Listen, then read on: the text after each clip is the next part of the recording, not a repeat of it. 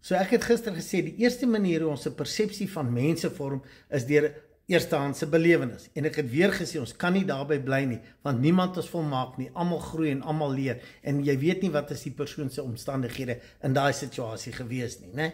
En dis hoekom ons moet kan vergewe en hersien. Die tweede manier is van hoor sê, en dis die gevaarlike een, dat jy hoor mense sê dit van 'n sekere persoon, en jy hoor dit by twee persone miskien, en jy maak klare aanname, jy skep klare persepsie oor so 'n persoon, totdat jy die persoon self herken, en miskien hom of haar beter leer ken, dan besef jy, joh, maar dis nie myselfe belewenis nie. En dis hoekom ek sê, ons moet eerlik met onsself wees, en ons moet heeltyd besef, mense is almal op 'n unieke journey van groei. Niemand het arrive nie, niemand is volmaak nie. So, kom ons stop hierdie persepsies wat ons oor mense het. En die bottom line is, ons moet gereeld ons persepsies hersien, want dat kan beperkend wees in ons lewe.